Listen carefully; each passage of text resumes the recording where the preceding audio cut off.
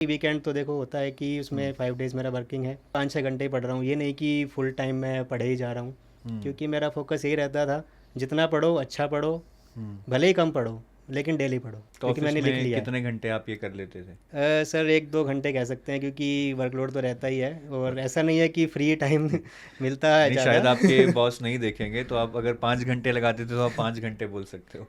अब सर ये कह लो कि थोड़ा एफिशिएंसी भी मैं रखता था काम में, तो मैं अपना काम जल्दी काम से कर लेते करके, थे। और फिर सीनियर्स भी खुश हो जाते हैं कि भाई काम हो रहा है। और उसके बाद थोड़ा गवर्नमेंट सेटअप है तो थोड़ा सा लीवरेज हल्की सी, ज़्यादा नहीं कहूँगा कि हल्की सी ही मिलती थी, लेकिन वो उसमें मेरा काम चल जाता था। इतना टाइम अगर हमने वक्त को दिया है तो मैं पीछे क्यों हटूँ। आप कॉन्फिडेंस देखा आपने जब इन्होंने बोला कि सर मेरा अगर आरबीआई नहीं होता तो सेबी पक्का होता? वो कॉन्फिडेंस उस लेवल पे आता है जब सेल्फ डाउट को आप चीर देते हो in spite of so many rejections, और वो तभी आता है जब आपने तैयारी की हो ना पूरी फाड़ के कि यार इस बार नहीं छोड़ूंगा।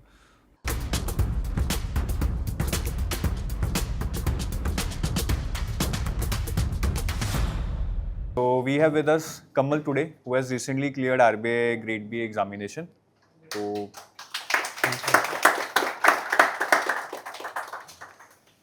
कमल की जर्नी काफ़ी इंस्पायरिंग रही है। 2017 पास आउट हैं। Since then he has been preparing for competitive exams almost 8 years. Though he got a job in CAG in 2020, but इनको ये था कि यार यूपीएससी या आरबीआई क्लियर करना है समहाउ। तो 17, 18, 19, 20, 21, 22, 23, 24 ये सारे साल ये यूपीएससी, आरबीआई, सेबी की तैयारी करते रहे हैं। तो मतलब ठीक है, अब ये तो इनसे सीखने को मिलता ही है that no failures are part of your journey, but मतलब इन्होंने हर फेलियर के ऊपर बिल्ड किया है। मतलब यूपीएससी में जो पढ़ पढ़ के यूपीएससी नहीं क्लियर हुआ वो आरबीआई में काम आ गया। सेबी में जो पढ़ा एफएम नहीं सेबी हुआ, आरबीआई में काम आ गया। आंसर राइटिंग यूपीएससी की आरबीआई में काम आ गई। So he kept building on whatever he was studying for different exams.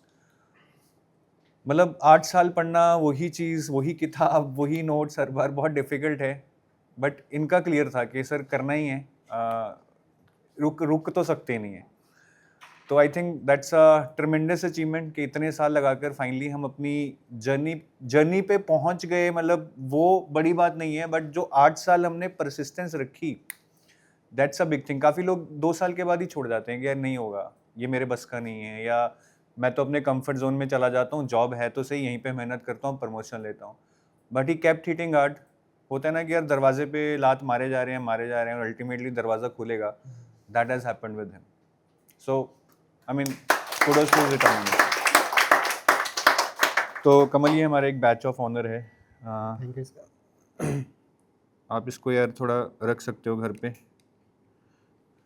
वैसे तो अभी आपको आरबीआई के बैच मिल जाएंगे ज़्यादा बड़े।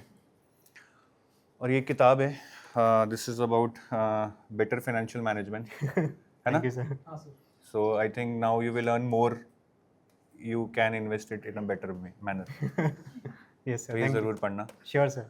और ये कमल ने अपने कुछ रिव्यूज़ लिखे हैं। Kamal was part of our many courses और इन्होंने और भी बहुत जगह से पढ़ा है।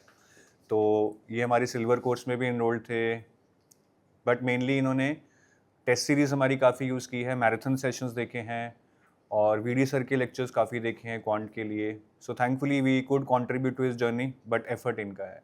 और ये यहाँ पे लिखते हैं, EduTap is the initiating factors for my journey of RBI Grade B exam. 2018 में इनको किसी सीनियर ने बताया था इनके कि यूपीएससी के साथ आरबीआई भी दे ले। तो तब से ये हमारा कोर्स ये देख रहे थे कि हाँ ऐसा ऐसा कुछ है। So it has been a great learning with EduTap. Happy to be selected as RBI Grade B officer and the contribution of EduTap is commendable. Thank you. मतलब अगर हम 5-10% भी contribute कर पाए, I think that's a big thing for us. That is why we exist here. That is why all of us exist. और आप सबका contribution है जो आज यहाँ पे लिखा हुआ आ रहा है. So thanks to all of you also. कमल, ये हमारी wall of fame है. Yes sir. So we are honored to have sir you on. आप लगाइए बल्कि। We are honored to have Kamal on our wall of fame.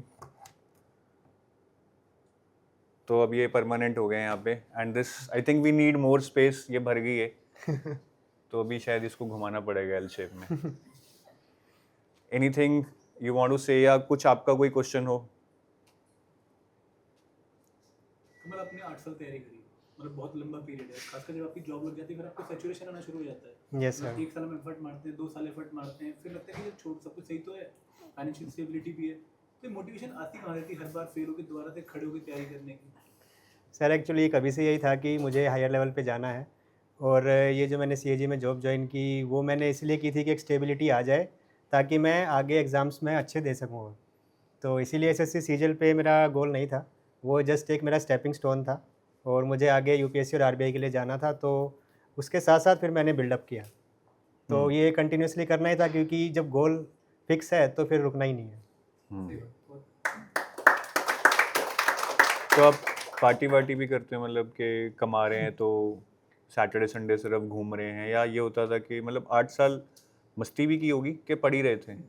Sir मस्ती इतनी नहीं हो पाती थी, थोड़ी लिमिटेड रखता था क्योंकि 2 ही दिन मिलते थे, सैटरडे संडे ही होते थे।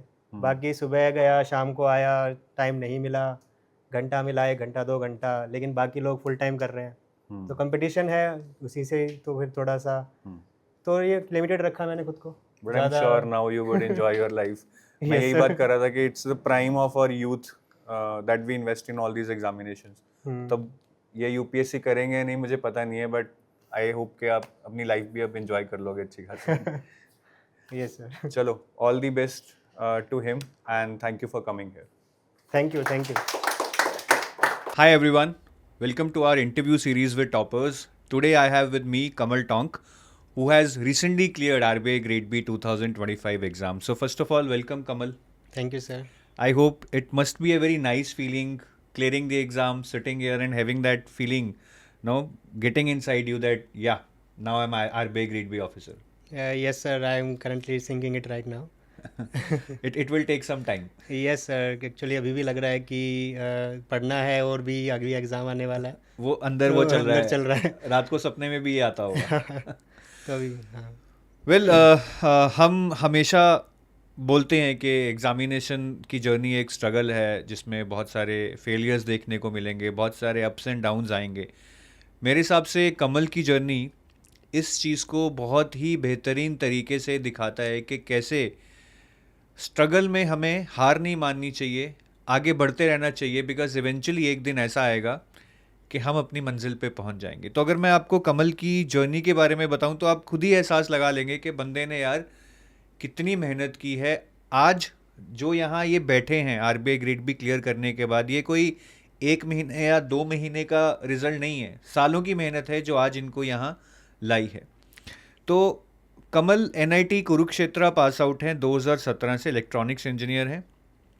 एनआईटी क्लियर करने के बाद इन्होंने कैट की तैयारी करने की सोची, जॉब नहीं ली, बट कैट भी छोड़ दिया, शायद गवर्नमेंट एग्ज़ाम की तरफ जाना चाहते थे। तो उसमें बहुत सारे एग्ज़ाम्स इन्होंने तैयारी की। इन्होंने एसएससी सीजीएल दिया था 2017 में, लेकिन उसमें कोर्ट केस हो गया था, तो 2020 में जाके इनको ज्वाइनिंग मिली। बहुत देर लग गई, 3 साल। उस बीच इन्होंने यूपीएससी की तैयारी की, आरबीआई की तैयारी की, सेबी, पीएफआरडीए, न जाने कितने ही एग्ज़ाम दिए हैं, और अल्टीमेटली 2025 में जाके इनका RBI grade B exam clear हुआ है। तो कमल यार ठीक है, 2020 में आपकी जॉब लग गई थी, वो भी मतलब एक ऐसा सिनेरियो था कि कुछ सर्टन नहीं था। 2017 से कोर्ट केस चल रहा था कि पता नहीं क्या होगा, कहीं एग्ज़ाम ही ना कैंसिल हो जाए। पर 2020 के बाद भी 2017 से जो आप पढ़ रहे हो 2025 तक, इतने ही आपने एग्ज़ाम दिए, तो आपको फ्रस्ट्रेशन नहीं हुई यार कि यार क्या ही हो रहा है, एक बड़ा एग्ज़ाम मैं क्लियर नहीं कर पा रहा हूँ, ना यूपीएससी, ना आरबीआई, ना सेबी, ना पीएफआरडीए। तो ये मोटिवेशन कहाँ से आती थी कि हर रोज़ उठो, तैयारी करो, और फिर एग्ज़ाम में सक्सेस ना पाओ, फिर तैयारी करो? सर इसमें ये कहना चाहूँगा कि एग्ज़ाम का एक ऐसा है कि आपको लगातार रहना ही पड़ेगा, कंसिस्टेंसी आपको मेंटेन करनी ही होगी, और अगर नहीं करोगे तो फिर जैसे भी जॉब है या जो भी आपको लगता है तो आप उसको मान लीजिए कि भाई अगर आपका यही है। तो इसीलिए मैंने कोशिश की कि मुझे कंसिस्टेंट रहना है, भले ही कुछ भी हो जाए। अगर मेरा टाइम नहीं मिल रहा है मुझे डेली का भी अगर, तो भी मैं सोचता था कि दिन का अगर 1 घंटा भी मिल रहा है तो then I try to study, कि डेली का वेस्ट ना हो जाए। तो जो भी टाइम मिले हमें उसमें कुछ ज्ञान ले लो। हाँ, पूरा मैंने यही फोकस किया कि पूरा दिन भर अपना कुछ ना कुछ करते रहो, और एक तरीके से कनेक्टेड रहो एग्ज़ाम से। ये जितने भी आपने एग्ज़ाम्स के नाम लिए, तो वो एक तरीके से लिंक्ड थे आपस में, इसलिए मैं उस पर फोकस कर पाया कि जैसे मैंने यूपीएससी दिया, मैंने फिर आरबीआई दिया। अब मैंने आरबीआई के लिए फिर थोड़ा सा प्रिपेयर करना चाहा तो सेबी आ गया। अब सेबी आया तो फिर पीएफआरडीए भी साथ में था। और ये मैं क्यों दे पाया सेबी पीएफआरडीए, क्योंकि मेरा बैकग्राउंड इकोनॉमिक्स में ऑप्शनल में बन गया, क्योंकि मेरे पास यूपीएससी में इकोनॉमिक्स ऑप्शनल था। तो इसलिए एक तरीके से सारा लिंकिंग होता गया। आपको आरबीआई के अंदर आपको आंसर राइटिंग करनी पड़ती है, तो वो मैंने यूपीएससी के थ्रू सीख लिया, क्योंकि मैंने 2 बार मेंस भी लिखा इस ड्यूरेशन में। तो इस वजह से सारा मैं ये कहूँगा कि सारे एग्ज़ाम्स इंटरलिंक्ड थे। तो मुझे कभी ये नहीं लगा कि मैं कुछ नया ही पढ़ रहा हूँ या कर भी पाऊँगा कि नहीं कर पाऊँगा। तो बेसिकली मतलब ऐसा था कि हर फेलियर कह लीजिए, अटेम्प्ट कह लीजिए, आपको इतना लग रहा था कि मैं सीख रहा हूँ और ये सारी चीज़ें एक दिन मेरे काम आएंगी, जो आई।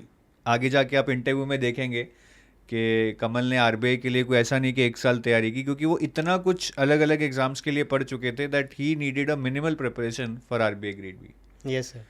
अब मुझे आप ये बताओ कि जो हम इतने एग्ज़ाम देते हैं, ठीक है, और अटैम्प्ट देते हैं, जैसे यूपीएससी के आपने 3-4 अटैम्प्ट दिए, आरबीआई के भी 3 अटैम्प्ट दिए, तो यार हर साल एग्ज़ाम देने के बाद अगले साल जब हम वो चीज़ शुरू करते हैं, वही सब्जेक्ट्स दोबारा पढ़ना, फाइनेंस पढ़ लिया, मैनेजमेंट या पॉलिटी हिस्ट्री पढ़ ली, वही किताबें, वही नोट्स, तो यार बोरिंग सा नहीं हो जाता? और मन में फिर वही ख्याल नहीं आता, मतलब पुरानी चीज़ें, कि यार पिछली बार भी ऐसे ही पढ़ रहा था और ऐसे ही मेरा नहीं हुआ, तो इस साल भी नहीं होगा? सर ये ख्याल आना तो लाजमी है कि जैसे मैंने नोट्स बनाए थे तो उसको मैं पढ़ता था, तो मुझे लगता था कि यार पेपर आएगा तो पढ़ लेंगे दोबारा। तो वो जो टाइम होता है ना, जिसमें आप सोचते हो कि आपको अगली बार और बेटर करना है, तो वो टाइम निकल जाता है। तो ये एक सबसे बड़ा ड्रॉबैक रहता है कि दोबारा दोबारा एक सेम एग्ज़ाम की तैयारी करने का। प्लस मैं एक वर्किंग प्रोफेशनल भी हूँ, तो उसमें आधा टाइम तो मेरा उसमें चला जाता है ऑफिस में, आधा क्या बल्कि पूरा दिन ही लगा, पूरा दिन ही बचता क्या है शाम को 7 बजे आने के बाद? तो शाम को 7 बजे आया तो आधा 1 घंटा सोचा कि थोड़ा अपने लिए टाइम बिता लूँ। फिर उसके बाद खाना खाना, फिर देखता हूँ कि रात के 10 बज गए। अब सुबह फिर जाना है उठ के, तो उसके लिए नींद भी ज़रूरी है, और नींद नहीं होगी तो कंसंट्रेशन लेवल आपका डाउन हो जाएगा। तो फिर इतना मैं रखता था दिमाग में कि कुछ भी हो जाए, मुझे डेली कुछ ना कुछ करना है। अगर मैंने एक दिन मिस किया ठीक है, लेकिन अगले दिन मिस नहीं होना चाहिए। कि लगातार 2 दिन अगर आप मिस कर रहे हो कोई भी चीज़ को, कि आप भाई ठीक है 2 दिन में नहीं पढ़ रहा, तो उस तीसरे दिन लगेगा कि ठीक है कोई नहीं, फिर अगले दिन पढ़ लेंगे। तो एक आपकी हैबिट फॉर्मेशन होने लग जाती है। तो उसकी मैंने कोशिश की। और बाकी वीकेंड तो देखो होता है कि उसमें 5 डेज़ मेरा वर्किंग है, तो सैटरडे संडे में पूरा टाइम निकालता था अपना। हालांकि उसमें भी फिर रहता था कि 5-6 घंटे ही पढ़ रहा हूँ, ये नहीं कि फुल टाइम मैं पढ़े ही जा रहा हूँ, क्योंकि मेरा फोकस यही रहता था जितना पढ़ो अच्छा पढ़ो, भले ही कम पढ़ो लेकिन डेली पढ़ो। नाइस। तो मतलब चाहे भले ही आप वर्किंग थे, बट दी की टू दी सक्सेस वाज के चीज़ें हर साल दोबारा दोबारा पढ़ते रहो और थोड़ा थोड़ा पढ़ते रहो। गैप नहीं पढ़ना चाहिए कि 2 साल पढ़े ही नहीं, या 1 साल तैयारी कर रहे हैं तो एक महीना पढ़े ही नहीं, क्योंकि उससे शायद मोमेंटम टूट जाता है और गिल्ट फीलिंग आ जाती है, जिसकी वजह से फिर बाद में हम पढ़ ही नहीं पाते। Yes sir. Very nice. Non commerce background से हैं आप, वर्किंग प्रोफेशनल तो हैं ही, लेकिन नॉन कमर्स बैकग्राउंड के साथ कई बार मन में डाउट आता है, काफ़ी बच्चों को ये डाउट रहता है, और हमारे से भी पूछते हैं कि सर मेरा फाइनेंस बैकग्राउंड नहीं है, इकोनॉमिक्स बैकग्राउंड नहीं है, तो मैं कैसे कर पाऊँगा, मुझे तो बहुत टाइम लग जाएगा, मैं दूसरे लोगों से कैसे compete करूँगा। तो क्या आपको भी कभी ऐसा लगा कि यार फाइनेंस इकोनॉमिक्स बैकग्राउंड ना होना कहीं ना कहीं एक डिसएडवांटेज है और बहुत मुश्किल हो रही है तैयारी में, या आरबीआई ग्रेड भी एक जर्नलिस्ट एग्ज़ाम है जिसकी तैयारी हम आराम से कर सकते हैं? सर इसके लिए मेरा ये कहना है कि सबसे पहले आपको उस एग्ज़ाम के बारे में समझना चाहिए कि उसमें एक्चुअली पूछ क्या रहे हैं और उसके एग्ज़ाम की डिमांड क्या है।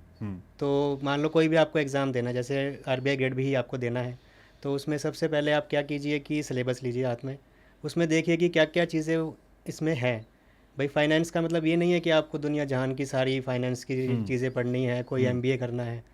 तो आप उसमें देखोगे सिलेबस में मिलेगा आपको कि बॉन्ड क्या होता है, डेरिवेटिव्स क्या होते हैं, और कैसे रेशोज़ होते हैं, बैलेंस शीट्स क्या होती हैं। तो ये इसमें इतना आपको लगता है कि भाई क्या ही हो जाएगा, कि ये कर लेंगे, वैसे कर लेंगे, ऐसे नहीं होगा, वैसे नहीं होगा। लेकिन अगर आप उसको पढ़ने लगोगे तो आपको लगेगा कि लिमिटेड है। फिर आप उसमें PYQs देखोगे कि यार क्वेश्चंस कैसे कैसे पूछते हैं, फिर आपको पता चलेगा कि ये तो बेसिक क्वेश्चन पूछा है। तो तब आपका कॉन्फिडेंस डेवलप होने लगेगा। तो बेसिकली बाहर बैठकर सोचने से अच्छा है कि आप तैयारी शुरू करें, देखिए क्या है, PYQs देखें, उससे तैयारी भी होती जाएगी और कॉन्फिडेंस भी आता जाएगा। हाँ सर, मैं तो ये कहूँगा कि सबसे इम्पोर्टेंट है आपको कॉन्फिडेंस अपना डेवलप करना किसी भी एग्ज़ाम को लेके। कि आपको, जैसे मैंने यूपीएससी के लिए भी प्रिपेयर करना शुरू किया, तो सबसे पहले मैंने चेक किया कि इसमें पीवाईक्यूज़ कैसे आते हैं, क्या क्वेश्चंस पूछते हैं, क्या क्या मुझे पढ़ना होगा। फिर जैसे जैसे मैंने देखा कि यार ये तो पॉसिबल है कि चीज़ें होती हैं, और आप अगर इतना इतना पढ़ोगे तो निकल सकता है। तो ये कॉन्फिडेंस है, तभी मैं कंसिस्टेंट भी रहा इस चीज़ को लेके। हम हर आंसर में यूपीएससी की बात कर रहे हैं, मन में अभी भी कसक है कि यूपीएससी करना है, आगे यूपीएससी की तैयारी करूंगा, या लग रहा है कि अब सेटल हो गए हैं, या सोच रहे हो कि देखेंगे अभी एंजॉय करते हैं एक साल? सर अभी लगता भी है कि ठीक है, तैयारी कर भी सकता हूँ, क्योंकि मैंने इसके लिए काफ़ी चीज़ें की हुई हैं ऑलरेडी, और नोट्स वगैरह जैसे मैंने बनाए हुए हैं, तो उसमें रहता है कि एक अटेम्प्ट और भी हो सकता है। लेकिन अभी जस्ट मैं एंजॉइंग द मोमेंट, और अभी सिंक इन कर रहा हूँ कि अभी मैंने एक बहुत बड़ा एग्ज़ाम यूपीएससी के इक्विवेलेंट या उससे रिलेटेड आप कह सकते हैं, तो आपने एक अचीव कर लिया है, तो थोड़ा सा आपको उसकी भी वैल्यू करनी चाहिए कि हाँ, आपने ऐसा कुछ किया है तो। नहीं, बिल्कुल। मतलब मेरा भी यही मानना है कि I think we give too much of our effort in the prime of our youth for these examinations, yes sir. कि शायद कहीं ना कहीं फिर वो हमारी यूथ का जो मज़ा होता है, या एग्ज़ाम क्लियर करने का जो एक मज़ा होता है, वो चला ही जाता है। फिर हमें एक रिलीफ लगता है कि एग्ज़ाम क्लियर हो गया, और उसके बाद लगता है कि यार बस अब इतना काफ़ी है। कमल, आपने जॉब के साथ तैयारी की, यस सर। तो कभी आपके मन में ये नहीं आया कि यार जॉब से लीव ले लेता हूँ? या फिर काफ़ी लोग जिनकी फाइनेंशियल कंडीशन अच्छी होती है, वो सोचते हैं कि जॉब छोड़ देते हैं, आराम से तैयारी करते हैं, कंपटीशन बहुत है, और मुझे इतने साल हो गए हैं, 7-8 साल से आप तैयारी कर रहे थे, आरबीआई के लिए नहीं तो शायद यूपीएससी के लिए जॉब छोड़ देते या छुट्टी ले लेते, ऐसा कभी थॉट आया नहीं? या फिर था कि यार जॉब तो चल रही है, साथ में मेहनत कर रहा हूँ, एक दिन निकल ही जाऊँगा? सर जॉब के साथ लगता था कि मेरा पूरा दिन जा रहा है जॉब में, मैं पूरा, मान लो अगर मैं दिन के 1-2 घंटे दे रहा हूँ, तो क्या वो सफिशिएंट है जो बाकी पूरा पूरा दिन लाइब्रेरी में जाके पढ़ते हैं। तो ये डर रहता था साथ में। लेकिन जैसे जैसे मैं पढ़ने लगा, तो फिर मुझे लगने लगा कि ऐसा भी नहीं है कि आप छुट्टी लेके पूरा दिन ही पढ़ लोगे, कि ये नहीं है कि आपने छुट्टी ले ली तो 15 घंटे आप पढ़ रहे हो। मेरा कभी से रहा है कि मैं 10 घंटे से शायद मैंने कभी ऊपर पढ़ा होगा। तो मेरा ये रहता था कि आप कम पढ़ रहे हो लेकिन अच्छे से पढ़ रहे हो। मैं एक्चुअली शाम को देखता था कि भाई मैंने आज जो भी पढ़ा उसका कितना मुझे बेनिफिट मिला, और वो बेनिफिट मैं चेक करता था कि जैसे मैंने 10 पेज की पीडीएफ पढ़ी, तो उसका मैंने क्रक्स निकाला कि नहीं निकाला। क्योंकि पीडीएफ्स आपके पास बहुत सारी मिलेंगी, आप अगर पे गेट बी के लिए देखेंगे, मार्केट में बहुत पीडीएफ्स हैं, बहुत सारे इंस्टीट्यूट्स हैं, तो सबका पढ़ने जाओगे तो कभी कुछ नहीं होगा। एक भी पूरा नहीं होता एक है भी ढंग पूरा से। नहीं होगा, और उसके लिए फिर आप भटकते रहोगे, फिर पेपर आएगा, फिर आपके पास इतने इतने बंडल आपके पास हो जाएंगे इकट्ठे की फाइनेंस के इतने हैं, इसके इतने हैं, फिर ना आप रिवाइज कर पाओगे, और बिना रिवीजन के फिर ना आंसर राइटिंग होगी, ना रिकॉल होगा पेपर में। 600 वर्ड्स तो क्या, फिर 200 वर्ड बाद लगेगा कि यार वो वहाँ क्या था, वहाँ क्या था। Problem of plenty. हाँ, प्रॉब्लम ऑफ प्लेंटी, तो ये एक सबसे बड़ा इशू है। तो इसको मैंने रिजोल्व करने के लिए यही किया कि अपने नोट्स बनाओ, खुद के पर्सनलाइज्ड रखो, और शॉर्टकट में बनाओ कि आपको कीवर्ड पे फोकस करो। सिर्फ कीवर्ड आपके दिमाग में आ गया ना, तो वहाँ पे 600 क्या आप 1000 वर्ड लिख दोगे। तो जॉब छोड़ने की ज़रूरत नहीं है आपके मुताबिक, और आपने तो शायद काफ़ी साल में इतना पढ़ लिया कि शायद छुट्टी लेकर भी कोई नहीं पढ़ पाएगा, क्योंकि ओवर द इयर्स आपने प्रिपरेशन की है। अच्छा, आपको रूटीन क्या रहता था, मतलब कि दिन में कब आप उठते थे, पढ़ते थे, फिर ऑफिस जाते थे, फिर शाम को पढ़ते थे, तो क्या रूटीन रहता था? सर मैं एक्चुअली आपको बताऊं तो मैं इतना हार्ड वर्किंग, मतलब मुझे नहीं लगता कि मैं हूँ। नहीं नहीं, आप हो। क्योंकि मेरा टाइमिंग ऐसा रहता था कि मैं सुबह जैसे 7-8 बजे उठता था। मैंने हर बार ट्राई किया कि मैं 5 बजे उठ के पढ़ूंगा, कि सुबह अगर मैंने, क्योंकि ये एक अच्छी स्ट्रेटेजी है, मुझे लगता है, लेकिन मैं कभी उसको कर नहीं पाया। उसमें ये होता है कि अगर मैंने एक दिन भी अगर मैंने 5 बजे उठ के पढ़ा ना, तो वो पूरा दिन, मान लो मैंने 2 घंटे पढ़ा कोई चीज़, पूरा दिन मेरे दिमाग में घूमती थी कि यार इस कॉन्सेप्ट में ये था, अच्छा इसमें तो ये भी था। फिर मैंने न्यूज़पेपर पढ़ लिया, तो एक तो आइसिंग ऑन द केक हो गया कि मैंने तो यार कि उस टॉपिक के बारे में महारत हो गई है, और शाम तक घर पहुँचते पहुँचते मुझे लगता है कि इस टॉपिक में कुछ और पढ़ने की ज़रूरत ही नहीं है मुझे। लेकिन बस ये था कि मैं उसको मैं कंटिन्यू नहीं कर पाया, क्योंकि मैं थोड़ा लेट नाइट ही पढ़ना पसंद करता था। तो सुबह मैं 7-8 बजे उठा, फिर उसके बाद ऑफिस निकल जाता था 9-10 बजे। फिर लंच टाइम में थोड़ा साथ में बैठ गए, खाना पीना हो गया, फिर थोड़ा बहुत मैंने नोट्स बनाता था ऑफिस के अंदर। तो मैं क्या करता था कि ऑफिस में अपना जो स्क्रीन होती थी उसको मल्टी विंडो यूज़ करके कोई भी पीडीएफ जो मेरे पास होती थी तो उसको पीडीएफ एक साइड में और दूसरी साइड में मैं वन नोट में नोट्स बनाता था। तो उसके क्रक्स मैं निकाल के अपने उसमें डालता रहता था।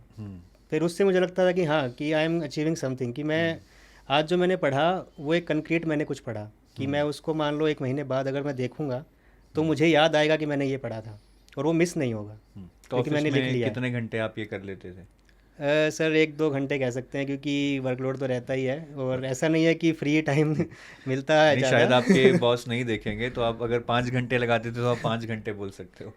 अब सर ये कह लो कि थोड़ा एफिशिएंसी भी मैं रखता था काम में, तो मैं अपना काम जल्दी काम से कर लेते करके थे। और फिर सीनियर्स भी खुश हो जाते हैं कि भाई काम हो रहा है।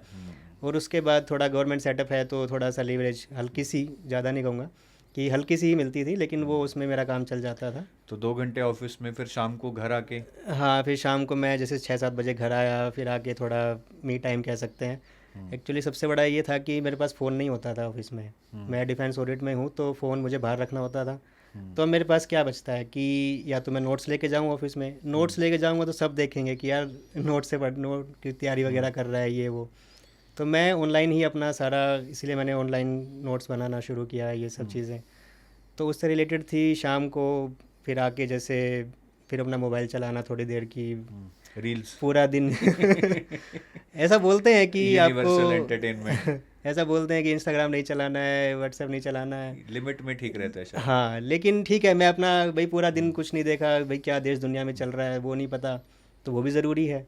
तो उसके लिए फिर मैं थोड़ा सा करता था। फिर खाने का टाइम हो गया, फिर 9-10 बज गए, फिर लगता है यार अभी 2 घंटे हैं और अगर ये टाइम निकल गया तो फिर बस सो जाना है, फिर सुबह अगले दिन ऑफिस। फिर से मैं खुद को 10 बजे अपने सेम सिचुएशन में मिलूँगा, बस डेट चेंज हो जाएगी। तो ऐसे करके टाइम निकल जाएगा। तो यही मेरे मैंने रखा दिमाग में कि अगर पढ़ रहे हो तो घंटा 1.5 घंटा भी दे रहे हो लेकिन दे दो। तो प्रोग्रेस हो रही है मतलब। हाँ, प्रोग्रेस हो रही है, तो ये क्यूमुलेटिव एफर्ट है। आपको लगता है कि आप ठीक है एक बार में अटैम्प्ट में निकालना बहुत अच्छी बात है, और मेरी भी कोशिश यही रहती थी कि भाई मैं निकाल लूँ, लेकिन एक वर्किंग प्रोफेशनल को थोड़ा सा इशू रहता है। हाँ, ऐसी स्ट्रैटेजी तो कोई नहीं बनाएगा कि 4 साल पढ़ूंगा और 4 साल बाद क्लियर हाँ, करूंगा, but it takes time. It takes time, तो धीरे धीरे eventually you will succeed. Kamal की एक बात जो आपको समझनी पड़ेगी, की टेक अवे है कि हम समझते हैं कंसिस्टेंसी इज ऑल अबाउट कि डेली 4 घंटे पढ़ना है, रोबोट की तरह कि डेली 4 घंटे इस टाइम से इस टाइम पढ़ना है, वही कंसिस्टेंसी। ऐसा नहीं है। जैसे कमल ने बताया कि कंसिस्टेंसी इज ऑल अबाउट कि आप हर रोज़ चाहे घंटा पढ़ लो, किसी दिन आधा घंटा पढ़ लो, हर रोज़ पढ़ लो, किसी दिन 3 घंटे भी पढ़ लो अगर मन लग रहा है, टाइम है। Consistency is all about being consistent for how many hours, that doesn't matter, but showing up daily. और मुझे पता है कि अगर आप डेली जाओगे 15-30 मिनट के लिए भी सोच के जाओगे, तो जब आप खोलते हैं ना थोड़ा लगता है कि यार ये भी पढ़ा, चलो 1 घंटा और पढ़ लेते हैं। You try to give your best. तो कंसिस्टेंसी इसी तरह अगर आप मापेंगे बिना प्रेशर लिए कि 4 घंटे 5 घंटे पढ़ना है, let me read for 1 hour, if I feel good I read for half an hour more. I think that will help you being consistent rather than having pressure on your mind कि मुझे 5 घंटे 6 घंटे पढ़ना है। कमल, आपके office में पता था आपके बॉस को कि आप तैयारी कर रहे हो? हाँ सर, पता चल जाता है They were क्योंकि supportive. इंटीमेशन देना पड़ता है कि आपने कोई एग्ज़ाम की तैयारी कर रहे हो, तो आप तो सपोर्टिव थे और उनकी तरफ से सपोर्ट मिला। डिस्कशन भी करते थे क्योंकि एग्ज़ाम ही ऐसा है भाई, आप डिस्कशन किस पे? वर्ल्ड अफेयर्स पे? कि आप आरबीआई की तैयारी कर रहे हो, तो सबको एक पता रहता है कि all have an iota of की इन्फॉर्मेशन कि आरबीआई क्या काम करता है, क्या इन्फ्लेशन चल रहा है, क्या क्या न्यूज़ में है। तो वो उसमें एक डिस्कशन करते थे, तो लगता था कि हाँ I am on the right track. Right. Yes sir. सही बात। ये वैसे मैंने गवर्नमेंट ऑफिस में काफ़ी अच्छी बात देखी है कि आप अपना काम करो, then your boss is always supportive, because they know यार कि हर बंदे की यूनिक जर्नी है। प्राइवेट में मैंने देखा है कि काफ़ी बार टांग खींची जाती है कि यार तुम तैयारी कैसे कर रहे हो, तुम अपना काम नहीं करोगे। सो इस चीज़ में बोलूँगा कि government office are way ahead of the private institution in India. बाकी और प्रॉज एंड कॉन्स हैं, उसमें डिबेट में नहीं जाएंगे, but this is what I heard from most of people. Last year 2 लोग आरबीआई में गए थे एडाई से, there people were very supportive. I think ये होना चाहिए। If somebody wants to pursue their dream, अपना काम ढंग से कर रहे हैं ऑफिस में, then you support them. Why would you make them not do that? चलिए अब थोड़ी सी आपकी स्ट्रैटेजी डिस्कस करते हैं। तो यस सर। आई थिंक एडुटैब का आपके पास एक तो टेस्ट सीरीज था जो आपने 2025 में लिया था, यस सर, और मैंने एक फेज़ 1 और फेज़ 2 के लिए टेस्ट सिल्वर सीरीज। कोर्स भी था आपके पास आई थिंक 2024 में, जो आपने बोला आप ज़्यादा पढ़ नहीं पाए थे उस टाइम पे, हाँ सर। क्योंकि आप फिर सेबी का कोर्स लेकर सेबी के लिए पढ़ने लग गए थे जिसका सिलेबस बहुत ज़्यादा था। Yes sir. तो एडुटैप ने आपकी कहाँ कहाँ हेल्प की आपकी प्रिपरेशन में? सर एजुटेप के लिए ये कहूँगा कि जब मैंने यूपीएससी के लिए शुरू करना जब मैंने सोचा था 2018 में, तो तब मुझे पता लगा था कि एजुटेप के थ्रू ही पता लगा कि एक आरबीआई ग्रेड बी का कोई एग्ज़ाम है ऐसा। फिर उसमें मैंने रिसर्च की कि कैसा एग्ज़ाम है, क्या है। तो तब मैंने थोड़ा सा पता किया था। फिर मैंने उस टाइम अटैम्प्ट भी दिया था एक, जो कि फिर नहीं हो पाया, उसका प्री क्लियर नहीं हुआ था मेरा। 2018 में, बहुत हाँ, पहले। 18 में। फिर मैंने सोचा कि अब स्विच करते हैं पूरा यूपीएससी पे, क्योंकि मैं दोनों एग्ज़ाम नहीं कर पाऊँगा। तो फिर मैंने पूरा अपना टाइम यूपीएससी में दिया। फिर उसके बाद मैंने जब 2 बार मेंस लिखा यूपीएससी के अंदर 2022 और 2023 में, फिर मैंने देन आई डिसाइड कि थोड़ा दोबारा से एक बार ट्राई फिर किया जाए आरबीआई को लेके या अदर रेगुलेटरी बॉडीज़ में। तो फिर जब मैं आरबीआई के लिए करने लगा, फिर मैंने एजुटेप के थ्रू फिर मैंने देखा कि उसमें सेबी का भी एक कोर्स है। और सेबी के लिए फिर मैंने थोड़ा सा सोचा कि इसको भी ट्राई किया जा सकता है, क्योंकि मैंने सोचा था कि why to put all eggs In in one one basket. Basket. तो थोड़ा सा आपको डाइवर्सिफाई करना होगा कि अगर मैं पूरा एक साल अगर मैं यूपीएससी का टाइम नहीं दे रहा हूँ इस बार, तो मुझे ऐसे एग्ज़ाम्स लेने पड़ेंगे जिससे कि मुझे एक क्लैरिटी रहे कि हाँ मैं निकाल सकता हूँ। तो सेबी के लिए शुरू किया, तो उसमें फिर मैंने काफ़ी चीज़ें मुझे पढ़नी पड़ी। हालांकि थोड़ा डिफ़िकल्ट भी था, कोई कि मेरा कोई कॉमर्स बैकग्राउंड नहीं है, उसमें कॉस्टिंग है, कॉमर्स अकाउंटिंग है, कंपनीज एक्ट है, लेकिन इसमें एक फ़ाइनेंस और मैनेजमेंट भी था जो कि मेरा आरबीआई से लिंक करता है। तो वो मैंने उसमें थोड़ा सा हेल्प मिली मुझे। तो उस वे में मैं कह सकता हूँ कि मुझे फ़ायदा पड़ा। तो एक तरीके से जब आप एक बार चीज़ को पढ़ लेते हो तो थोड़ा सा आपको माइंड में घूमता रहता है, सबकॉन्शियसली आप तैयारी कर रहे होते हो। लेकिन ऐसा नहीं कहूँगा कि मैं फुल टाइम कभी मैं आरबीआई की प्रिपरेशन में रहा। वो बस एक तरीके से कभी से भी दे दिया। फिर इस साल पीएफआरडीए आ गया था, तो पीएफआरडीए का जब मैंने मेंस लिखा तो उसके 10-12 दिन बाद तो आरबीआई का फेज़ 1 आ गया। तो अब ये लगता है कि फ़ेज़ 1 में सिर्फ 12 दिन में मैं क्या क्या पढ़ूंगा। करंट अफेयर भी पढ़ना है, प्रैक्टिस करनी है, मॉक्स देने हैं, और इंग्लिश है, रीजनिंग है, क्वांट। तो इन सब का एक वो माइंड पे प्रेशर था कि यार इसके चक्कर में पीएफआरडी के पीछे मेरा आरबीआई का जो है वो मिस ना हो जाए। लेकिन फिर भी मैं कंटिन्यू रहा कि एक थोड़ा सा एक हौसला रखना ही पड़ता है, क्योंकि अगर आप ऐसे नहीं रखेंगे तो फिर कुछ भी फिर सब हाथ से निकल जाएगा। तो फिर मैंने यही मैंने कोशिश की। और एजुटेप का फिर इसमें मेरा काफ़ी वो सहयोग रहा कि मैं किसी ना किसी एग्ज़ाम के थ्रू मैं जुड़ा रहा और उससे मुझे फ़ायदा पड़ा। तो आप, मैंने इनसे बात कर रहा था अभी, शायद हम नहीं बताया कि इन्होंने इस बार इस साइकिल में तैयारी तो बहुत सालों से कर रहे हैं। आरबीआई की तैयारी शायद मात्र 20 दिन की है, मतलब फेज़ 2 की, फेज़ 1 के बाद। तो बल्कि ये बोल भी रहे थे कि सर लोगों को लगेगा कि यार ये तो 20 दिन की तैयारी करके निकल गया, ऐसे कैसे निकल गया। बट देखिए, ट्रुथ ये है कि बंदा 2018 से लगा हुआ है। यूपीएससी में इकोनॉमिक्स इसने चाट दी होगी अच्छे से, आंसर राइटिंग, मतलब he would be at the top level. 2018 से बंदा लिख रहा है, 2 मेंस लिख चुका है, आप समझ सकते हैं इसने कितने आंसर्स लिखे होंगे। ठीक है, फिर सेबी में इन्होंने पूरा एफएम चार्ट रखा था, यूपीएससी में करंट अफेयर्स भी किए होंगे। तो जैसे जैसे साल बीतते जा रहे थे, हम क्या मैं बोलूँ, ज़्यादा ज्ञानी बन रहे थे, ज़्यादा मैच्योर हो रहे थे, ज़्यादा नॉलेजेबल हो रहे थे। Ultimately all of that culminated into his selection in RBI grade B. मुझे इतना पता है कि ऐसा बंदा यहाँ नहीं तो कहीं और पक्का चला जाता। और इन्होंने मुझे बोला भी था, अभी नहीं बोला, कि सर मैंने इनसे पूछा था अगर आरबीआई नहीं होता इस साल तो क्या होता। आप बोल सकते हैं। तो ये था कि आरबीआई नहीं होगा तो एक्चुअली सेबी के लिए मैंने रखा था कि सेबी में तो मैं क्लियर कर ही लूँगा। इतना और कॉन्फिडेंस। और ये था कि सेबी मेंस भी मेरा क्लियर हुआ है इस बार। तो अभी इंटरव्यू नहीं दूंगा कि मुझे सीट वेस्ट नहीं करनी। तो फिर ये भी था कि आगे वाई नॉट की फिर मैं यूपीएससी में भी चला जाता। तो एक ये है कि ये चीज़ें चलती रहती हैं, साइकिल में आप रहते हो। लेकिन मेरा मेन गोल है कि आपको अचीव करना है तो करना है, नहीं तो फिर अगर मैं इतना टाइम अगर मैंने दिया है, मैंने कुछ कई सेक्रीफाइसेस किए कि भाई मैं जॉब के साथ अपना नाम एंजॉय कर रहा हूँ जॉब को। तो और जॉब के साथ साथ भाई मुझे देखना है, अच्छा यहाँ भी करना है, ये भी काम करना है, जॉब की भी मुझे सैंक्टिटी बनाए रखनी है, क्योंकि वहाँ भी गवर्नमेंट मुझे अगर पैसे दे रही है तो मुझे उसको भी जस्टिफाई करना है। तो इन सब चीज़ों में हूँ अगर मैं, और मैंने इतना टाइम अगर हमने वक्त को दिया है तो मैं पीछे क्यों हटूँ। नहीं, बहुत सही है। और आप कॉन्फिडेंस देखा आपने जब इन्होंने बोला कि सर मेरा अगर आरबीआई नहीं होता तो सेबी पक्का होता। वो कॉन्फिडेंस उस लेवल पे आता है जब सेल्फ डाउट को आप चीर देते हो in spite of so many rejections. और वो तभी आता है जब आपने तैयारी की हो ना पूरी फाड़ के कि यार इस बार नहीं छोड़ूंगा। तो वो मतलब it takes a lot of resolution and discipline and time which he has invested. एक महीने में तैयारी शुरू कर कर एग्ज़ाम क्लियर करना ये पॉसिबल नहीं होता. There lot of other factors जो हमें देखने पड़ते हैं. अब मैं थोड़ा सा क्विकली सब्जेक्ट स्ट्रैटेजी पूछूंगा आपसे. जी सर. क्वांट में चैप्टर्स पढ़े थे या रिवर्स इंजीनियरिंग की थी? सर इसमें रिवर्स इंजीनियरिंग की थी मैंने कि कौन कौन से टॉपिक्स हैं, क्योंकि आपको 30 में से 30 नंबर तो नहीं लाने हैं. कट ऑफ रहती है 7-8 नंबर, तो आपको ऐसे 10 क्वेश्चन या 15 क्वेश्चन आपको पकड़ने हैं कि जो आप कर ही सकते हो. तो जैसे मैंने क्वाड्रेटिक पकड़ा, फिर नंबर सीरीज़ के क्वेश्चंस आते हैं, कुछ प्रॉफिट एंड लॉस के. तो कुछ ऐसे टॉपिक्स आप चूज़ करिए जिसमें आपका स्ट्रॉन्ग होल्ड है, तो उसके बेस पे आपकी कट ऑफ निकल जाएगी. तो इसके क्वांट के आपने रिवर्स इंजीनियरिंग कहाँ से की?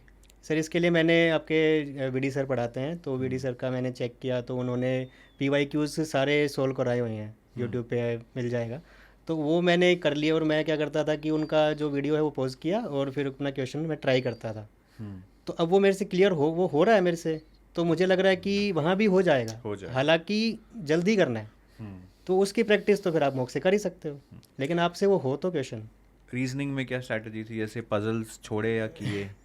सर एक्चुअली जैसे रीजनिंग में 60 में से शायद 30 हाफ तो पजल्स ही होती हैं. हाँ. लेकिन पजल्स मेरा वीक इसलिए रहा, वीक मैं ऐसे नहीं कहूँगा कि सोल्व नहीं होते थे, एक्चुअली मुझे टाइम लग जाता था. वो इसलिए था कि मैं कभी प्रैक्टिस कर ही नहीं पाया. मैंने सच बताऊँ तो पजल्स के लिए कभी शायद प्रैक्टिस ही नहीं की होगी. तो उसमें ये रीज़न ये था कि टाइम बहुत ही लिमिटेड मिलता था. जैसे मैंने बताया कि 2024 में सेबी आ गया. सेबी के मेंस के 7 दिन बाद मेरा RBI ग्रेड बी का एग्ज़ाम था. तो 7 दिन में या तो मैं करंट अफेयर पढ़ लूँगा, या मैं कुछ फॉर्मूलेस देख लूँगा, या मॉक्स दे लोगे, या मॉक्स दे लूँगा. तो पजल्स सोल्व कब करूँगा मैं? पजल्स करने बैठा तो 2 घंटे गए, फिर जॉब भी जाना है. तो कैसे करूँ? तो वो इसलिए पजल्स को फिर मैंने नेगलेक्ट किया. फिर मैंने देखा कि और क्या क्या ऑप्शंस हैं मेरे पास. फिर मैंने देखा भाई इनपुट आउटपुट के मैं क्वेश्चंस कर सकता हूँ, कोडिंग डिकोडिंग के मैं क्वेश्चंस कर सकता हूँ, सिलोजिज्म है, अल्फा न्यूमेरिक सीरीज़ है. तो ये मैंने कुछ ऐसे रैंकिंग करेक्शंस, तो मैंने ये देखा कि ये क्वेश्चंस आते हैं और ये डुएबल हैं. क्रिटिकल रीजनिंग, तो ऐसे करके आप चूज़ करिए. सारे क्वेश्चन करने की ज़रूरत नहीं है. और इस बार तो शायद ये रीजनिंग भी में जो पजल्स थी वो भी इजी आ गई थी, तो मैंने पजल भी ट्राई कर ली, जो कि हो गई. जनरल एप्टीट्यूड के बेस पे हो ही जाती है. हाँ वो हो गई थी. ये नहीं है कि होती नहीं है, लेकिन बस ये है कि आपको टाइम वहाँ पे मैनेज करना है, क्योंकि क्या क्वेश्चन आप करोगे ये डिसाइड करता है कि आपका कट ऑफ क्लियर होगा कि नहीं होगा. करंट अफेयर्स जो फेज़ 1 में आते हैं वो आपने कितने महीने के पढ़े थे? करंट अफेयर के लिए सर मैंने 5-6 महीने का ऐसे रखा था कि 5-6 महीना PIB करना है, और जो न्यूज़पेपर CA होता है कि स्पोर्ट्स अवार्ड्स ये सब चीज़ें होती हैं, तो वो मैंने लिमिटेडली 2-3 महीने का ऐसे देखा था. 2-3 महीने का रखा जी. तो कोई न्यूज़पेपर भी आप पढ़ते थे या सिर्फ कंपाइल्ड मैगजीन्स? मैं सर फोकस तो कंपाइल्ड मैगजीन्स पे करता था, लेकिन मैं ऑफिस के टाइमिंग में न्यूज़पेपर देख लेता था, जिससे क्या होता था कि मेरी इंग्लिश अच्छी हो जा रही थी. कि इंग्लिश में एक्चुअली क्या होता है कि आपको सेंटेंस फॉर्मेशन पे ध्यान देना है.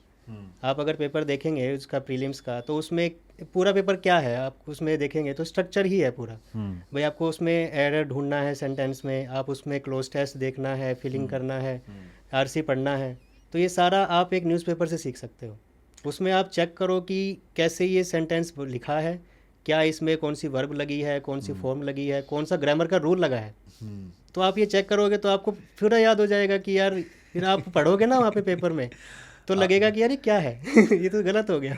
आप जिस तरह से कह रहे हैं बड़ा आसान बना रहे हैं, क्योंकि आपने बड़ी प्रैक्टिस किया. तो लोग बोलते हैं कि सर न्यूज़पेपर में एडिटोरियल पढ़ने का टाइम नहीं है, समझ नहीं आ रहा है, वर्ब वगैरह करने में तो पता नहीं, क्योंकि लोग मेहनत करने से कतराते हैं ना काफ़ी. कई बार ऐसे बहुत सर डेली करते रहेंगे ना तो वो फिर धीरे धीरे तो फिर हो जाता है, आसान लगने लगता है. Yes sir. तो करंट अफेयर्स में कोई प्रायोरिटी एरियाज भी थे कि यार जैसे नोटिफिकेशन स्कीम्स इनको ज़्यादा पढ़ना है, रिपोर्ट्स को या मिसलेनियस करंट अफेयर्स को ज़्यादा पढ़ना है? क्योंकि इस बार पेपर का पैटर्न भी काफ़ी चेंज हो गया. RBI नोटिफिकेशंस बहुत कम आए, स्कीम्स बहुत कम आए. हाँ सर. तो आपके दिमाग में ऐसी कोई स्ट्रैटेजी थी कि ये मेरे मेन फोकस एरियाज है, यहाँ से मैं नंबर निकाल लूँगा, या सारे एरियाज पढ़ के गए थे? नहीं सर, सारे एरियाज तो मैं नहीं पढ़ सकता था, क्योंकि इस बार जैसे 7 दिन तो मेरे पिछले साल थे, इस बार शायद 12 दिन का गैप था PFRDA मेंस और इसमें. तो मुझे पहले तो ये लगता था कि ये पेपर सेबी और PFRDA आ क्यों रहा है बीच में कि RBI का प्री आता है उससे 7-8 दिन पहले इनका मेंस आ जाता है, तो मैं फंस जाता हूँ. लेकिन फिर इस बार भी जैसे 12 दिन ही थे, तो फिर मैंने डिसाइड किया कि सब कुछ नहीं पढ़ सकता, स्कीम्स बहुत सारी है, नहीं पढ़ सकता. रिपोर्ट्स कुछ कुछ देख सकता हूँ, रिपोर्ट्स मैंने देखी. नोटिफिकेशंस जो कि कह रहे थे ज़रूरी है, क्योंकि उसमें 18-20 क्वेश्चन तक बोलते थे, तो वो भी करना ज़रूरी था। तो मैंने इन्हीं पे रिलाई किया कि यार ठीक है, जितना हो सकता है मैं करूँगा अपनी तरफ से, और एक कॉन्फिडेंस लेके जाऊँगा एग्ज़ाम में कि ठीक है, जितना पढ़ा है मैंने, मुझे नहीं आता तो किसी को नहीं आता, ऐसे सोच के मैं गया। हालांकि मेरी तैयारी नहीं थी इतनी, लेकिन एक कॉन्फिडेंस होता है तो लगता है कि यार ये क्वेश्चन डुएबल है, तो अगर आप आंसर तो सामने ही है आपके, तो फिर तो थोड़ा बहुत आइडिया लग जाता है, गैस वर्क आ जाता है। तो एक सबकॉन्शियस माइंड काम करता है जैसे, तो ये मैं कहना चाहूँगा। रट्टा कैसे लगाते थे इतने करंट अफेयर्स को? बहुत बड़ी एक प्रॉब्लम रहती है कि सर करंट अफेयर्स रिटेन नहीं हो रहे हैं, रिवाइज करने के लिए बड़ा टाइम चाहिए, तो वो रिटेन या रट्टा कैसे लगाया, क्योंकि सारा फैक्चुअल है। हाँ सर, रट्टा एक्चुअली इसमें सिस्टम में ये करता था कि कुछ भी जैसे कोई स्कीम ले लो या कोई रिपोर्ट ले लो, तो उसमें हर एक चीज़ ऐसी होती है कि है ना, सब कुछ आपको याद नहीं करना है। कुछ कुछ ऐसे पॉइंटर्स होते हैं जो आपको लगता है कि यार ये तो मुझे याद रहना ही चाहिए, तो उसके लिए मैं अपने नोट्स में एक एक पॉइंटर, एक एक वर्ड लिख लेता था। और आखिरी में जाके जब एग्ज़ाम के 3-4 दिन, 4-5 दिन बचे हैं, उसको मैं प्रिंट कर लेता था। प्रिंट करके फिर मेरे सामने ही है वो सारा कुछ। जब मुझे नहीं पढ़ना कि जो भी भाई मंथली का ये इतनी मोटी मोटी किताबें हैं या 200-200 पेज के मंथली कंपाइलेशंस हैं, अगर मैं उनको पढ़ने जाऊंगा तो कुछ भी याद नहीं रहेगा। मैंने इकट्ठा किया, शॉर्ट नोट्स बनाए जी। बेसिकली। तो ये बार बार नोट्स की बात कर रहे हैं, हम इनका एक अलग वीडियो बनाएंगे नोट्स पे, क्योंकि एक बहुत ही कॉम्प्रिहेंसिव स्ट्रैटेजी इनकी नोट्स बनाने की, तो वो कुलदीप सर बनाएंगे कमल के साथ, which you would really enjoy. मैं यहाँ पे इस इंटरव्यू में नहीं दिखाना चाहता क्योंकि फिर वो डिस्ट्रैक्ट हो जाएंगे, हम सिर्फ नोट्स की बात करेंगे, उसको एक स्पेशलाइज्ड वीडियो में हम कवर करेंगे। कमल, फेज़ 2 की बात करते हैं। तो ईएसआई में आपने मुझे बताया कि स्टैटिक तो आपने पढ़ा ही नहीं, क्योंकि यूपीएससी में वैसे भी पढ़ रखा Yes, था sir. आपने, ठीक है, और वैसे वो आता भी नहीं है। तो ईएसआई में करंट अफेयर्स पे क्या फोकस किया आपने सर ईएसआई के लिए मैंने, फेज़ 2 के लिए? हाँ फेज़ 2 के लिए सर रिपोर्ट्स में और स्कीम्स पे मैंने पूरा फोकस किया। कितने महीने की किया आपने वो? सर इसमें मैंने ये डिसाइड किया था कि पीआईबी में 6 मंथ्स में जितनी भी स्कीम्स आई हैं, हाँ। तो मैं वो उनको अच्छे से करूँगा। और रिपोर्ट्स के लिए 1 साल मैंने रखा, क्योंकि उसमें सारी रिपोर्ट्स नहीं पढ़नी है। जो जो बड़े बड़े इंस्टीट्यूशंस हैं, यूएन हो गया, वर्ल्ड बैंक हो गया, आईएमएफ हो गया, डब्ल्यूएफ हो गया, और इंडिया में जैसे नीति आयोग हो गए, मिनिस्ट्रीज़ हो गई, तो इन पे फोकस करना है। क्योंकि सब पढ़ने जाओगे वहाँ भी फिर सोचोगे कि कितना साल किसका था, कितना क्या था, तो वो फिर दिक्कत करता है। तो इसीलिए लिमिटेड रिसोर्सेज रखने ही पड़ते हैं। ठीक है। और मैनेजमेंट में तो सारा पढ़ ही लिया होगा आपने? हाँ सर, मैनेजमेंट के लिए मैंने छोटे नोट्स बना लिए थे अपने। मेरे कुछ 100 पेजर नोट्स थे, 7, 8, 10, 20 पेज होंगे, तो उसी में वो कर लेता था। और बाकी फिर प्रैक्टिस से मॉक्स वगैरह जैसे दे दिए, या फिर मैराथन सेशंस होते हैं उसको देख लिए, तो एक फिर वो कॉन्फिडेंस बिल्ड हो गया कि ठीक है, आएगा तो मैनेजेबल हो जाएगा। फाइनेंस में भी थ्योरी तो आपने पढ़ी ली होगी, है ना? करंट अफेयर्स कैसे किया आपने? सर फाइनेंस में करंट अफेयर के लिए सर्कुलर्स ही हैं, और सर्कुलर्स पहले तो आपको आरबीआई के सर्कुलर्स। आरबीआई के सर्कुलर्स हैं, सेबी के सर्कुलर्स भी आते हैं, तो उसमें आप यूट्यूब पे भी देख सकते हैं, फ्रीली काफ़ी अवेलेबल होता है, और बाकी कोचिंग्स वगैरह भी देती हैं। तो उसमें आपको बस इस पे फोकस करना है कि क्या उसमें मेन पॉइंट है, डेटा पॉइंट्स क्या हैं? डेटा पॉइंट्स मेन पे आप ध्यान दीजिए। और बाकी एक रिपोर्ट को आप 3-4 बार, 4-5 बार आपके सामने से गुजर जाएगी, तो वहाँ ऑप्शन तो लिखे ही हैं पेपर में, तो वो दिख ही जाएगा कि अच्छा इसका आंसर ये हो सकता है। डिस्क्रिप्टिव की तैयारी कैसे की आपने? क्योंकि ईएसआई और फाइनेंस में कुछ क्वेश्चंस तो थ्योरेटिकल आते हैं, वो तो आप Yes, sir. कर ही लेते हैं, काफ़ी क्वेश्चन करंट अफेयर बेस्ड आते हैं। तो मेरे 2 क्वेश्चन, एक तो डिस्क्रिप्टिव की तैयारी कैसे की, क्योंकि लिखने की अलग दिक्कतें हैं, स्ट्रक्चर में लिखना, टाइपिंग में लिखना। दूसरा है कि जब लिखना आ गया, स्ट्रक्चर आ गया, तो स्टैटिक तो लिखे जाते हैं, करंट अफेयर बेस्ड क्वेश्चन में फिर लग जाती है, क्योंकि वो बुकिश नहीं होता है। तो ये दोनों एस्पेक्ट्स को आपने डिस्क्रिप्टिव में कैसे हैंडल किया? सर डिस्क्रिप्टिव के लिए मेन तो यही कहूँगा कि जैसे अभी मैंने बताया था कि मेरे पास टाइम 20 से 25 दिन का ही था, तो उसमें मैंने क्या किया कि मेरे लैपटॉप में, क्योंकि लैपटॉप वाला जो कीबोर्ड होता है वो तो वहाँ पे मिलता नहीं है एग्ज़ाम टाइम में, तो मैंने वो कुछ 200-250 का कीबोर्ड एक आता है, तो वो मैंने लिया। फिर उस पर मैं क्या करता था, अपने नोट्स बनाता था, क्योंकि पहले मेरे पास नोट्स नहीं थे, तो 20 से 25 दिन में ही नोट्स बनाने थे। तो मैंने स्ट्रेटेजी ये ली कि सिलेबस में निकाला, और मैंने हर एक जो कीवर्ड है उस पर नोट्स बनाया, कि जैसे ऑर्गेनाइजेशन चेंज लिखा है तो मुझे इसके बारे में पूरा पता होना चाहिए, ऑर्गेनाइजेशन चेंज की डेफिनेशन क्या है, उसमें क्या क्या इश्यूज़ आ रहे हैं, क्या क्या चैलेंजेस हैं, क्या क्या सॉल्यूशंस हो सकते हैं। तो ऐसे करके एक 1 पेजर मैंने बनाया, और इतना डिटेल्ड सिलेबस मैं कहूँगा कि है, कि मैनेजमेंट का डिटेल्ड है, फाइनेंस का है, ईएसआई का है, तो उसमें आपके नोट्स बनाते जाओ। उससे क्या हो रहा था कि मैं टाइप कर रहा था उन सबको, जो जो मैं रिसर्च करके या जहाँ जहाँ से मैं ढूंढ रहा था, तो उसमें मैं क्या कर रहा कि मैं उसको टाइप कर रहा हूँ, जिससे मेरी टाइपिंग स्पीड अच्छी हो गई। और क्या हो रहा है कि मैंने उसको एक वन पेजर में लेके आया हूँ, तो मैंने उस आंसर को पूरा पढ़ा है जहाँ से मैं पढ़ रहा हूँ।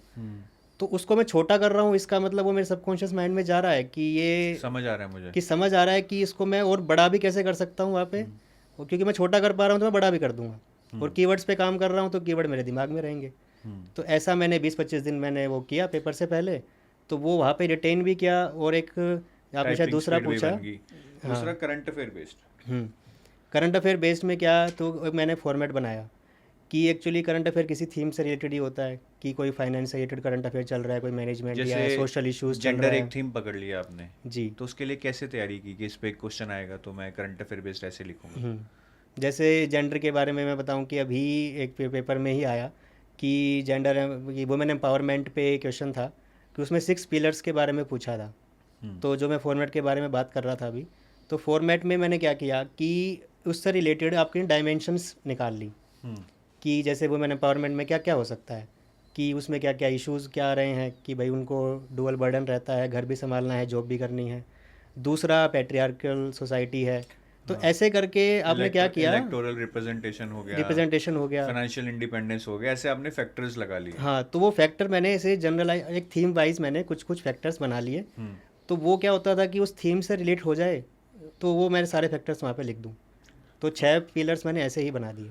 तो डेटा जो होता है कि हमें होता है ना कि करंट अफेयर बेस्ड क्वेश्चन में डेटा डालेंगे तभी इम्पैक्ट पड़ेगा, तो डेटा कहाँ से रिकलेक्ट करते थे आप? डेटा सर कुछ भी आप पढ़ रहे हैं, जैसे पीआईबी पढ़ रहे हैं, उसमें डेटा है। करंट अफेयर के कोई भी मैगजीन पढ़ रहे हैं, वो डेटा तो है। होता है, बट क्या आपने उस डेटा को निकाल के हाँ, थीम वो वाइज लिखा कि यस सर। अगर जेंडर पे आ गया तो ये मेरे फैक्टर्स हैं जो अभी आपने बताया, हाँ। और ये 5 डेटा पॉइंट्स हैं, ये मैं इंक्लूड करूंगा। हाँ, तो वो मैं क्या रखता था, मेरे वन नोट मेरे पास ऑफिस में भी खुलता है, मेरा वन नोट मेरे पास घर पे भी है। तो जब भी मैं कुछ पढ़ रहा हूँ तो वो मैंने सीधा उसको लिया और अपना टाइप करके उसमें उसको लिख दिया कि ये थीम पे ये मेरे पास डेटा पॉइंट है। और स्पेसिफिक नहीं लिखना है, कोई भी आपके पास डेटा पॉइंट है बिल्कुल स्पेसिफिक नहीं करना है कि अंडर 5 मोर्टेलिटी रेट क्या है, कि इतना चल रहा है। मेन बिल्कुल नहीं, मेन आपको रखना है। विमेन एम्पावरमेंट मतलब जैसे literacy rate of women is 73%, main ऊपर का हो गया। अगर ये आपने लिख लिया ना, तो ये आप सारे क्वेश्चन में हर डायमेंशन में यूज़ कर सकते हैं। क्योंकि क्या होता है, वल्नरेबल सेक्शन है वुमेन, तो वल्नरेबल सेक्शन हर जगह ही इम्पैक्ट होता है। क्लाइमेट चेंज हो गया, वल्नरेबल सेक्शन इम्पैक्ट हो रहा है। कोई भी जीडीपी घट रही है, कोई भी अटैक हो गया, कोई भी, तो हर चीज़ में वल्नरेबल सेक्शन इम्पैक्ट होता है। तो सबके वो इंटर रिलेटेड होती हैं चीज़ें। बिल्कुल सही। तो उससे आपको काम करेंगे तो वो डेटा पॉइंट्स मिल जाते हैं। वेरी नाइस, ये बहुत अच्छी स्ट्रैटेजी। हम इनके नोट्स भी दिखाएंगे, लेकिन करंट अफेयर्स पे जो ने बोला कि इन्होंने हर थीम पे फैक्टर्स लिख लिए, चैलेंजेस लिख लिए, डेटा लिख लिया, उसी को घुमा फिरा के वो अपना आंसर लिख के आते थे, विच इज़ वेरी नाइस। ठीक है, क्योंकि बच्चों को लगता है कि पता नहीं कितना परफेक्ट आंसर लिखना होगा। नहीं सर, कमल ने बोला perfect कि नहीं एक क्वेश्चन के उनको एग्जैक्ट 6 फैक्टर्स पता भी नहीं थे, but somehow he managed, he wrote the answer, और अच्छे नंबर मिले होंगे भाई, तभी यहाँ बैठे हैं। अब लास्ट में आपके इंटरव्यू की बात करते हैं कमल। Yes, तो इंटरव्यू में कमल ने बताया कि उनके पैनल में 7 लोग थे, सबके पैनल में 7 लोग थे। आपका इंटरव्यू कैसा था? स्ट्रेसफुल था या कॉर्डियल था? सर काइंड ऑफ स्ट्रेसफुल भी नहीं कहूँगा, क्योंकि थोड़ा ग्रिलिंग तो नॉर्मली होती ही है। तो उन्होंने, जैसे मैं कुछ भी आंसर कर रहा हूँ तो उसके ऊपर उनके काउंटर क्वेश्चंस तो थे ही, तो ऐसे करके वो काइंड ऑफ ग्रिलिंग ही लगा। लेकिन पर ठीक था, वो थोड़ा डीप cordial जा ही रहे था। थे चीज़ों में, डीप जा रहे थे, लेकिन फिर उनसे बात करके अच्छा लग रहा था कि मज़ा आ रहा था। मज़ा आ रहा था कि ठीक है यार, अरे यार ये डायमेंशन तो मैंने देखी नहीं थी हाँ। कि ये डायमेंशन भी इस आंसर में हो सकती है। तो वो उन्होंने काफ़ी उसका तो अच्छा आपका रहा। इंटरव्यू कितनी देर चला था? सर मेरा 30 to 35 चला था मिनट्स में। माहौल कैसा था इंटरव्यू जब आप देने गए? मतलब एक्साइटमेंट तो होती है, डर भी होता है, ओवरऑल माहौल कैसा था वहाँ पे? माहौल सर बढ़िया था, मैं तो आराम से गया और एक मैंने मॉक्स दिए थे। हाँ। तो उससे काफ़ी मतलब लगा मुझे कि ठीक है, जैसे पहले मॉक्स दिए थे वैसा ही होगा। लोग ठीक हैं, साथ होंगे तो क्वेश्चंस ज़्यादा होंगे। इससे ये थोड़ी है कि भाई आप अगर दो तीन अगर लोग आपसे क्वेश्चन पूछ रहे हैं तो ज़्यादा लोग भी हैं, तो उससे आपको डरना नहीं है। बिल्कुल। मॉक से मुझे याद आया कि कमल ने हमारा आरबीआई ग्रेड बी का मॉक इंटरव्यू दिया था ऑफलाइन, जो दिल्ली में दिया था। मैं कमल से मिला भी था उस टाइम पे, फ़ोटो भी है मेरे पास। मैं रिक्वेस्ट करूँगा कि वो फ़ोटो को डाल दे वीडियो में। तो वो एक्सपीरियंस कैसा था कमल? हमें तो बहुत मज़ा आया, जो सेलेक्ट हुए उनसे मिलकर भी, जो नहीं हुए इस साल उनसे मिलकर भी, इन जनरल, क्योंकि first time you get to see, अच्छा ये लोग हैं, ऐसे लोग हैं जो आरबीआई में इस साल सेलेक्ट होंगे, इनमें से कुछ। तो हमें भी देखने को मिला, काफ़ी अच्छे लोग हैं, नॉलेजेबल हैं, कुछ कुछ प्रॉब्लम्स भी दिखी लोगों में आर्टिकुलेशन की, कि लोगों को आता है लेकिन आर्टिकुलेट नहीं कर पा रहे हैं। आपका ओवरऑल कैसा एक्सपीरियंस था पैनल से मिलने का, हम लोगों से मिलने का?